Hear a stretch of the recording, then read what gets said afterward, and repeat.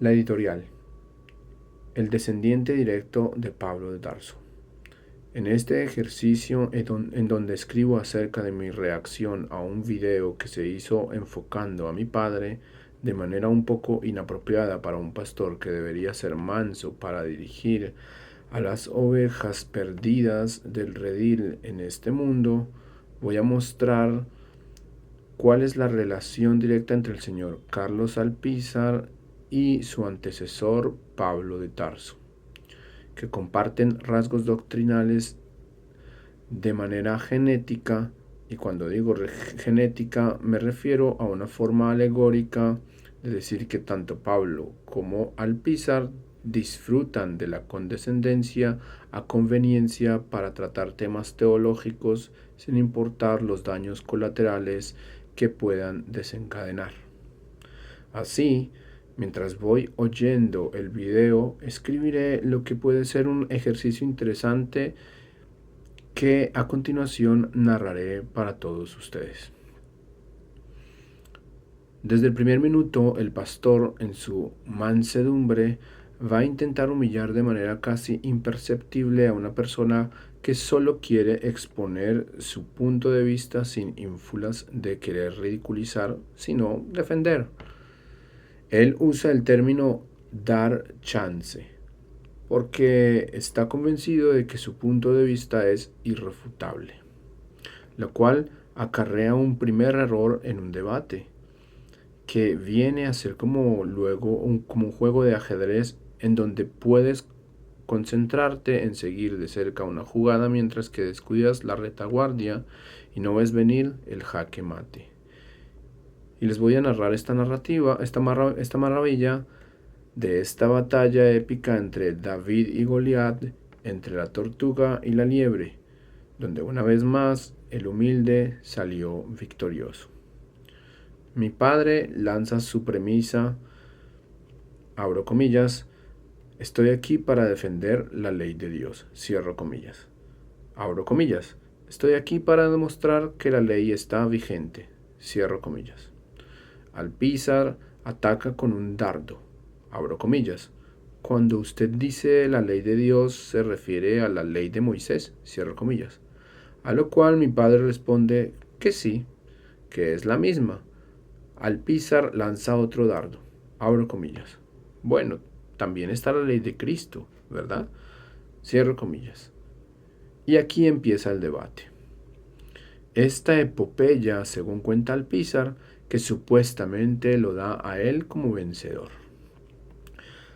Para Alpizar, la ley de Cristo y la ley de Dios, aquí abro un paréntesis, de Moisés, porque hasta el momento, en el minuto 1:10, Alpizar no refutó que la ley de Dios sea la misma ley de Moisés. No son lo mismo, es decir, la ley de Cristo y la ley de Dios o de Moisés no son lo mismo, lo que nos deja un campo sin cubrir en este diálogo ajedrezado. Aparentemente, hasta este momento, Alpizar creyó haber lanzado un duro golpe a su oponente, pero lo lanzó con tanta furia que olvidó por completo la técnica y la teología. Y es que Alpizar está afirmando aquí, sin darse cuenta y por tener un discurso preparado creyendo que todo el mundo es igual, que Jesús y Dios no son lo mismo, y por ende tiene leyes diferentes. Para Alpizar existen dos leyes y dos dioses. Bueno, quizás tres, porque más adelante veremos una auténtica oda a la idolatría paulina. Mi padre, que es creyente en Jesús, le dice que Jesús dijo que no ha venido a abrogar la ley y los profetas, a lo que Alpizar responde con el arrebato de un niño de 5 años que, abro comillas, Pablo dice que no es lo mismo, cierro comillas, y luego dice que, abro comillas, la Biblia dice que literalmente son dos leyes diferentes, cierro comillas. Esto seguido de una frase que una vez más busca humillar a mi padre. Abro comillas. Ese es un argumento muy pobre. Cierro comillas. Refiriéndose al texto citado por mi padre sobre Jesús y la ley. lo que pone en riesgo todo el frente trasero del juego de Alpizar, que ha expuesto su pecado. Creer que Pablo es más que su líder, Jesús, y por ende creer que Pablo es más, según su creencia, que Dios mismo. Alpizar va a lanzar un texto del Nuevo Testamento. Primera de Corintios, primera carta a los Corintios 9 del 20 al 21. Aquí lo traigo. Me he hecho a los judíos como judío para ganar a los judíos, a los que están sujetos a la ley, aunque yo no esté sujeto a la ley como sujeto a la ley, para ganar a los que están sujetos a la ley, a los que están sin ley, como si yo estuviera sin ley, no estando yo sin ley de Dios, sino bajo la ley de Cristo, para ganar a los que están sin ley. Alpizar le pide a mi padre que explique este texto, y solo este texto, sin permitir que se base en otros versos, porque según Alpizar, un texto de Pablo se puede interpretar basado en el mismo texto.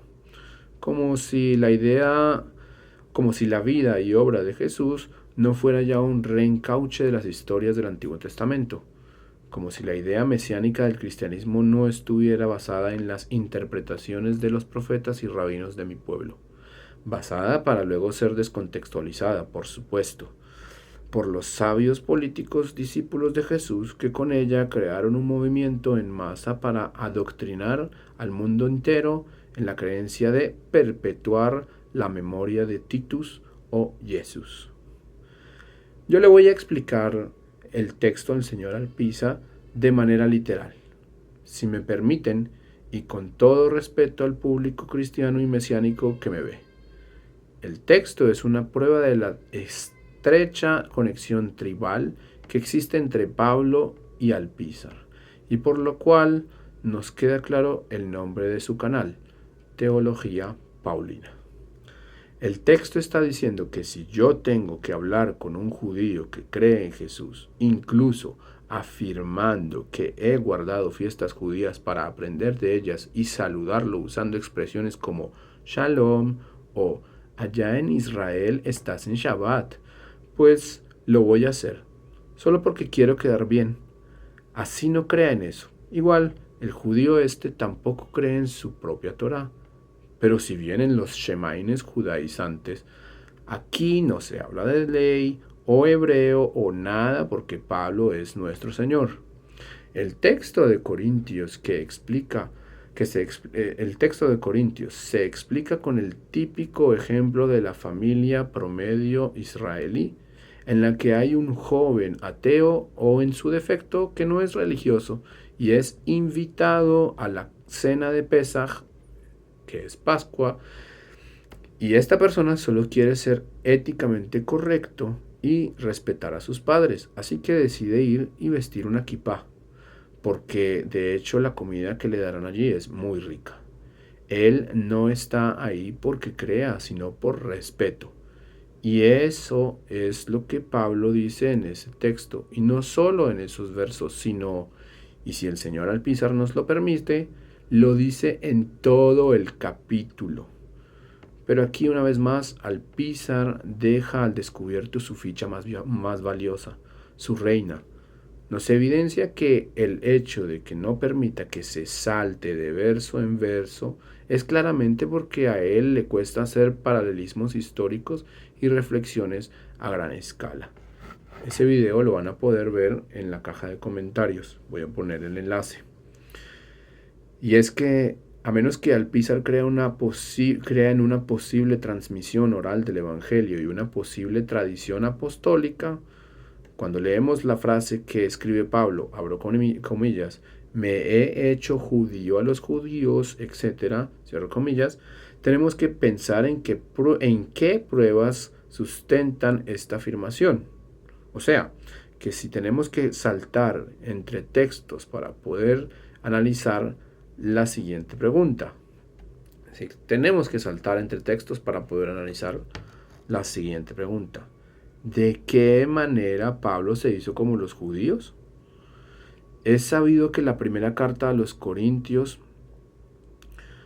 nos relata eventos de la vida de Pablo, así como enseñanzas doctrinales. En este texto nos menciona una posible serie de eventos en los que Pablo soporta su premisa de hacerse como judío, pero no tenemos claro de qué manera. Así que tenemos que viajar al futuro en el libro de los Hechos, escrito por Lucas aparentemente, para entender quizás a cuál posible evento se está refiriendo Pablo cuando dice que se hizo judío para ganar a los judíos. Analicemos Hechos 16 y Hechos 21. En un texto se menciona que Pablo circuncida a Timoteo por causa de los judíos, y en el otro texto menciona que Pablo es partícipe de manera pasiva en la ceremonia de finalización del cumplimiento de votos. Otro caso en donde él acepta cumplir este mandamiento porque se lo pide Santiago y los ancianos de la iglesia en Jerusalén. Increíble, ¿verdad? Pablo acepta hacer algo en lo que él claramente no cree, porque según Alpizar, con este texto, Pablo está demostrando que la ley de Cristo no es igual a la ley de Moisés, que es la misma ley de Dios, ya que estos dos actos que aparentemente son mandamientos que Pablo está cumpliendo son actos que están registrados claramente en la Torá y que incluso comprenden la ascensión al templo mismo, pero aquí en el texto de Corintios nos deja claro que Pablo solo hizo esto por conveniencia para no ser juzgado por los demás. Pero no solo eso, nos deja aún más claro que para él la ley de Cristo es más importante, pero cómo poder argumentar con hechos históricos que Pablo sí seguía la ley de Jesús. Es muy fácil. En la misma carta a los Corintios, capítulo 11. Lo cito.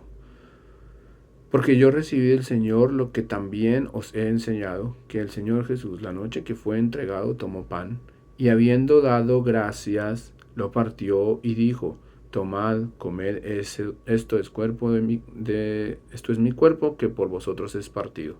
Haced esto en memoria de mí. Asimismo tomó también la copa después de haber cenado, diciendo: esta copa es el nuevo pacto en mi sangre. Haced esto todas las veces que la bebieres en memoria de mí. Así pues, todas las veces que comieres este pan y bebieres esta copa, la muerte del Señor anunciáis hasta que Él venga. Pablo instituye la cena cristiana. ¿Basado en qué? En su testimonio propio, claro. Así, al estilo mormoniano o adventista, afirma haber recibido del Señor esta tradición. ¿Cómo recibió del Señor? Nunca se conocieron. A menos que el episodio del caballo haya sido en un plano astral distinto al nuestro y Jesús le haya revelado todo el mensaje en ese momento, o a menos que Alpizar crea que existe la tradición apostólica en la que Pablo sí haya recibido de Jesús por medio de visiones o cosas así, entonces es posible entender, y de otra manera Pablo solo está mintiendo y Alpizar lo sabe, ya que también ha mentido. Pero más interesante resulta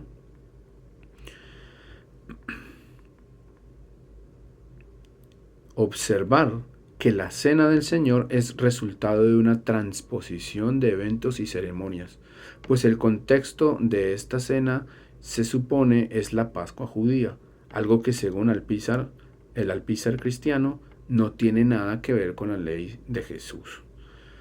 Sin importar que esta cena sea la tipología misma del acto de redención de Jesús. Y según el Alpizar, que habla con judíos y judaizantes, solo si creen como él cree, el evento del que Pablo hace alusión es una cena que tiene un tinte bastante particular. En el video que analicé, Alpizar le pregunta a mi padre si hay un texto en la primera carta a los Corintios en donde se mencionen las tradiciones de hombres o de ancianos o ley oral, ya que uno de los análisis de mi padre fue decir que el texto de Corintios traído por Alpizar es un texto que habla de las leyes de hombres. Sin embargo, mi padre le concede y le dice que no hay un texto y que Alpizar se siente vencedor y expone a su reina para que luego sea sacrificada. Si no hay un texto que habla de la tradición oral, ¿cómo es posible que Pablo instituya la cena del Señor con una copa? ¿De dónde saca Jesús una copa? Esto es claramente tradición oral de los rabinos. Es más, los evangelios proporcionan datos que afirman esta premisa. Jesús bendice la copa y bendice el pan, y cantan salmos al salir. Es un claro ceder de Pesaj rabínico. Entonces esto nos deja claro que Alpizar no conoce el bando al que él adula y tampoco conoce la doctrina de su líder primario, Jesús, pero sí que entiende sin contextos los versos enredados de Pablo. La reina está expuesta y Pablo solo busca ser aceptado por todos. Él era todo y era nada.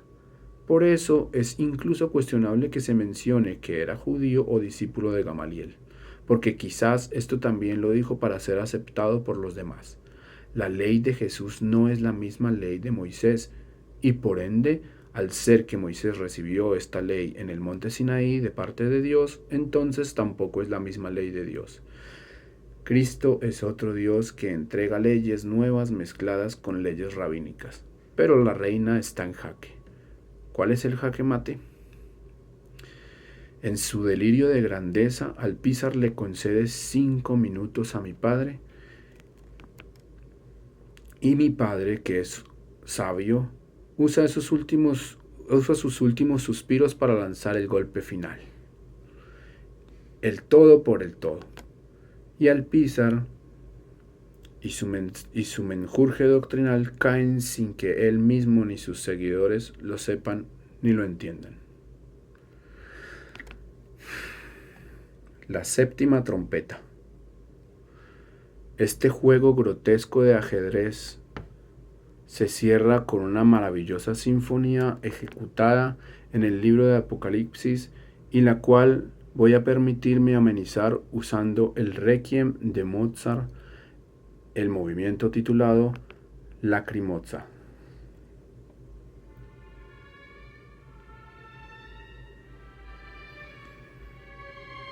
Alpizar sonríe y llora al ver e imaginar en su mente las palabras de Juan, que sí estuvo con Jesús, palabras que derriban a su reina. Su mismo libro, su misma fe, lo han destrozado. Apocalipsis 11:19. Al mejor estilo de mi padre, que nunca ha perdido un debate conmigo porque siempre trae textos como estos, que ponen a dudar de la misma existencia a los más experimentados. Atraviesa el cráneo doctrinal del famoso pastor antijudaizante.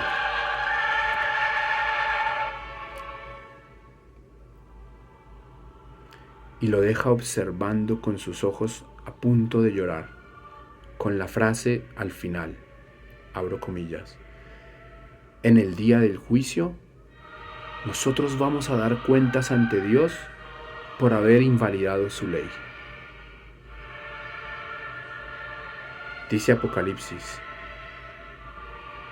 y el templo de Dios fue abierto en el cielo, y el arca de su pacto se veía en el templo, y hubo relámpagos, voces, truenos, un terremoto y grande granizo.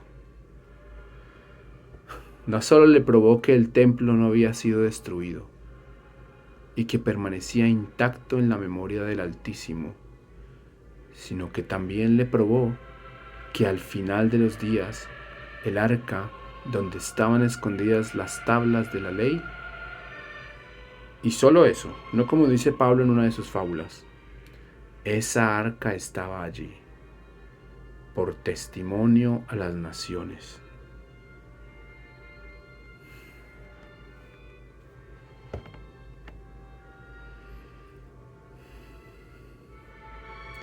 La mirada y la sonrisa de Alpizar al ver que su imperio cae por manos de una persona humilde que no tuvo miedo a ser ridiculizada por él. Es una mirada muy triste. Y ahora, después de haberles relatado esta paliza ética de mi padre a un pastor que ¿Qué piensan ustedes? Gracias por haberme puesto cuidado y como dice un amigo al cual quiero mucho, que Dios los persiga. Este fue mi editorial. Muchas gracias.